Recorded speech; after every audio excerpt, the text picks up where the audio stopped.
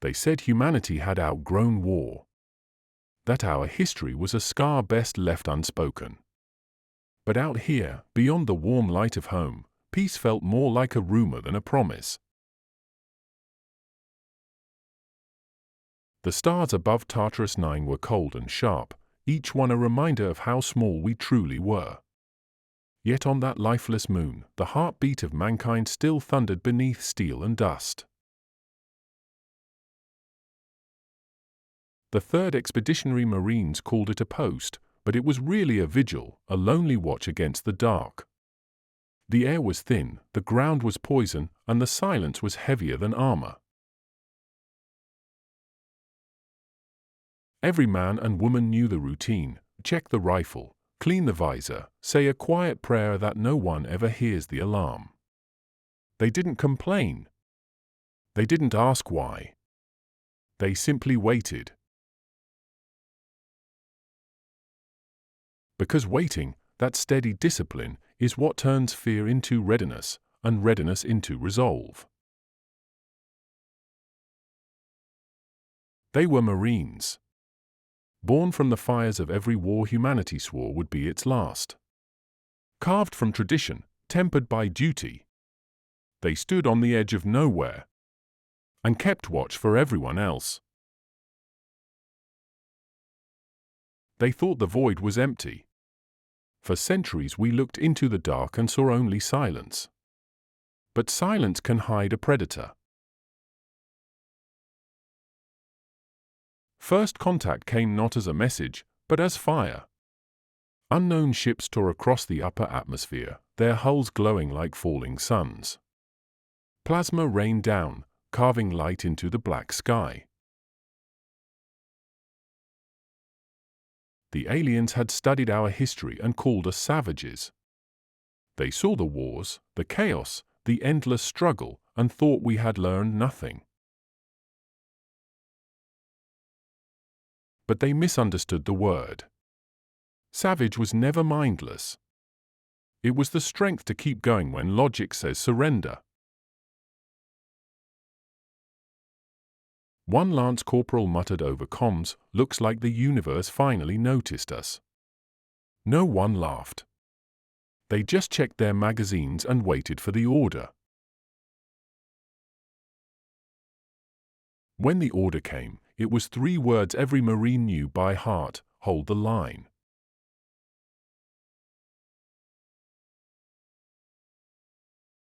They came in waves. Orbit-borne fire fell for 3 straight days, turning night to day and day to ash. The bombardment had no rhythm, no mercy, only math. They hit coordinates that held nothing but ghosts, as if the enemy feared even our memory. They wanted silence. But the sound of human defiance carries farther than any scream. But the Marines held the line, not out of hope, but out of duty.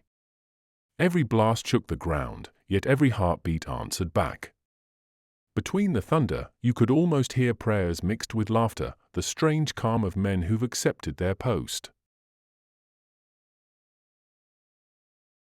Somewhere between thunder and silence, a voice broke through the comms: "We're still here." Those 3 words traveled farther than any round we fired. They fought blind, choked by smoke and static, but discipline is a kind of sight. When the world burns, training takes over. Each reload, each call-out, each breath, muscle memory made holy. The aliens called it madness. We called it Tuesday. And through it all, one truth burned brighter than any fire from orbit: you cannot bomb out a spirit that refuses to die. Humanity had become the lesson.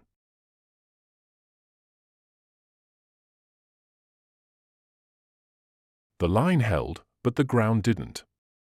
Every ridge they defended was gone by dawn, replaced by glass and crater. The aliens advanced in silence, efficient, unfeeling, absolute. But so were the Marines. Their comms were down. Air support was gone. And still, the fire teams moved, hand signals in the smoke, names lost in static, hearts beating in perfect rhythm. They fought in pairs now, cover and advance, a rhythm older than their flag, older than the Corps itself. When the aliens breached the final trench, the first Marine didn't retreat. He charged. The second followed. And the rest became history.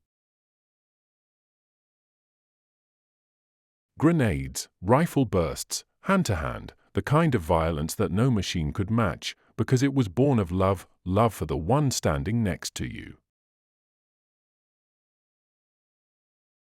They called themselves Devil Dogs. Once, it was a name whispered by enemies. Now, it was a vow. One by one, the positions went silent. But silence isn't the absence of sound, it's the echo of everything that mattered. At 0400 hours, orbital scanners registered no human life signs. And yet, deep in the static of that last transmission, a voice could still be heard, broken, faint, defiant. For every one of us that falls, another will rise.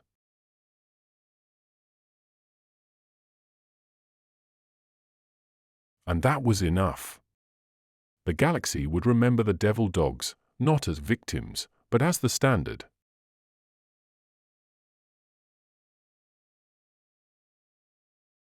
The smoke took days to clear. When it did, there was no sound, only wind moving through what used to be a battlefield. The scanners called it empty. But emptiness has weight. Every shell casing, every boot print, every scorch mark whispered the same thing: someone was here. Rescue teams found nothing living. But they found something standing.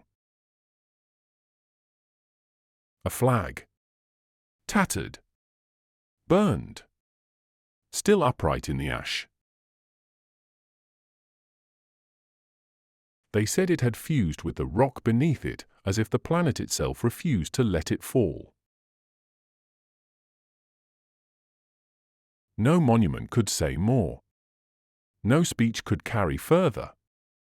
Just that flag, rippling against a dawn too bright for morning. The inscription on the recovered plaque read only two words: Semper Fidelis. Always faithful.